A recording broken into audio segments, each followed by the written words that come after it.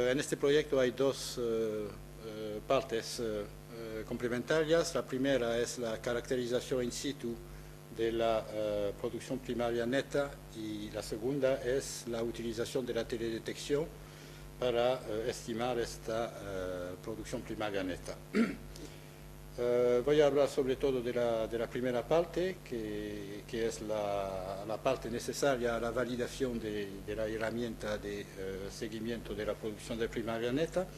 Entonces hemos priorizado la estimación, la caracterización in situ del secuestro de CO2 a nivel de dos parcelas de naranjos en la zona de Poza Estrecho. Bueno, la metodología se basa en el uso del método de eddy covariance, es decir, de la covarianza de remolinos, que es el método actualmente utilizado por los científicos de muchos países para estimar la producción primaria neta y el secuestro de CO2 por los sistemas, por la vegetación y los sistemas agrícolas. Este sistema se basa en un equipo de medida de fluctuaciones de CO2, de velocidad del viento, y la covarianza de estos dos elementos, CO2 y viento, da el flujo de CO2 que es absorbido o que es emitido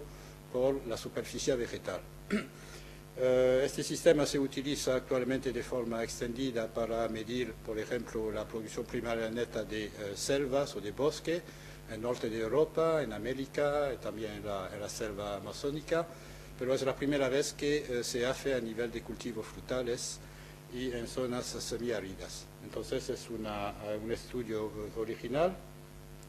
Hemos implantado estas instalaciones que son relativamente caras, puesto cada punto de medida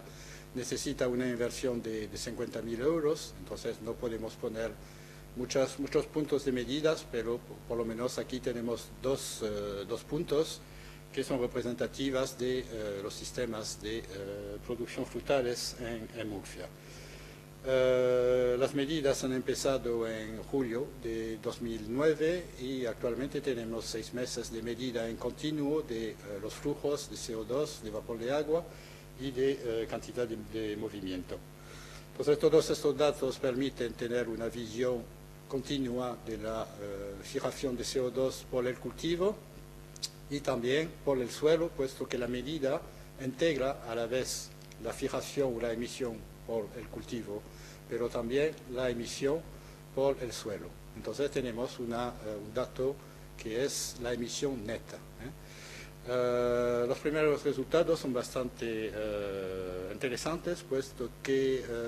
de los 6 meses de medida que hemos hecho, se puede desprender que prácticamente ha habido una fijación de CO2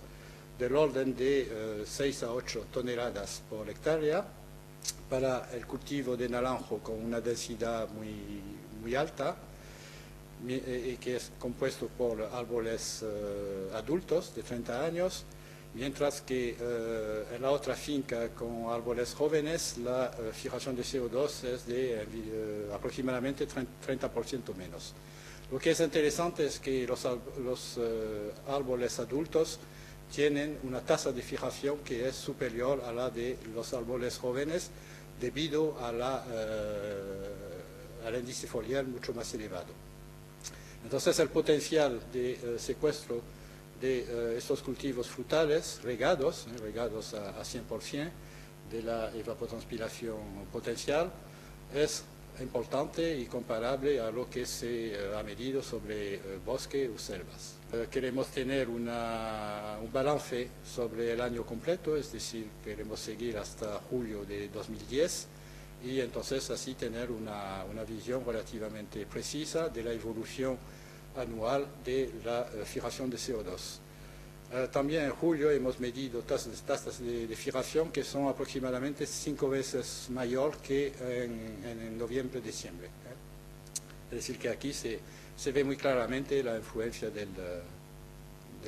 temporada y del clima sobre la fijación de CO2. Actualmente es una primera estimación a partir de los datos que tenemos. entonces estos datos van a servir de base para validar la herramienta de teledetección a partir de medidas de índice de vegetación de satélites. Entonces podemos extrapolar los resultados de esas dos fincas sobre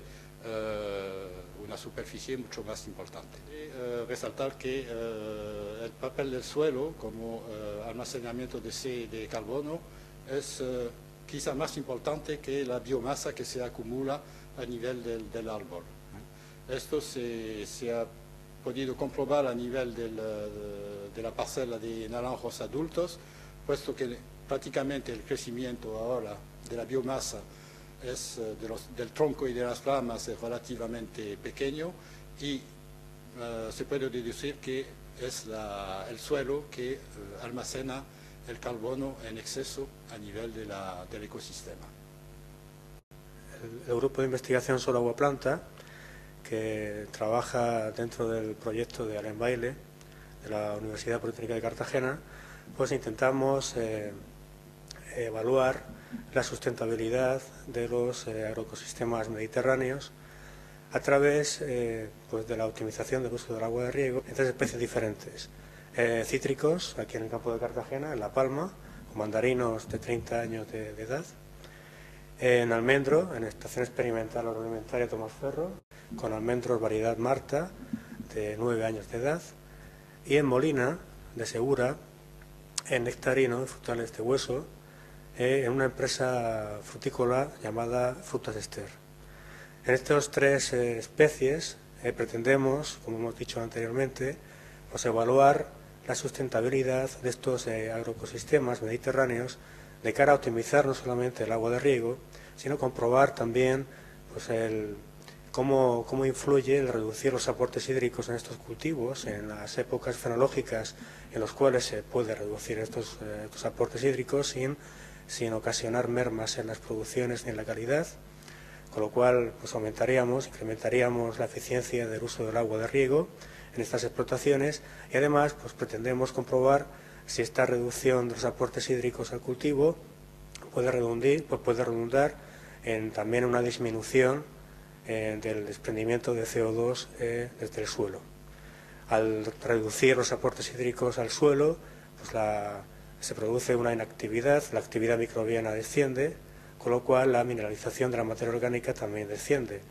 Y de hecho, pues así se nota luego en el desprendimiento de CO2 que a su vez también desciende. Entonces, intentamos comprobar esa eficiencia del uso del agua en estos tres cultivos, como hemos dicho anteriormente, y comprobar pues, a través de la biomasa vegetal producida, es decir, calcular el balance neto de carbono, ganancias, a través de la asimilación neta de CO2, menos la respiración, que es el desprendimiento de CO2 por parte del cultivo. Así, de esta forma, esta diferencia de carbono fijado y desprendido obtendríamos la asimilación neta. Para el cálculo de la asimilación neta se han establecido dos tipos de medidas, unas continuas durante toda la estación de crecimiento, ya sea pues, de forma puntual, continuas con la dendrometría, pero también de forma puntual cada cierto tiempo se miden los crecimientos ocurridos durante ese periodo, ya sea cada 15 días, cada mes, o la poda final del cultivo, como también se han establecido medidas de árboles completos, en los cuales pues, pesábamos la parte aérea separada por órganos y la parte subterránea, para determinar la asimilación neta ocurrida durante toda la vida del árbol.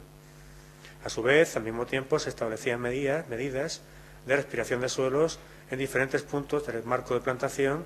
considerando la parte húmeda y la parte seca. E incluso también la parte en la cual había materia orgánica dispuesta en la parte superficial del árbol y en otra parte en la cual no había esa materia orgánica, para intentar comprobar también los efectos del enterramiento o de la disposición de restos de poda y su influencia en el balance neto de carbono en la explotación agraria.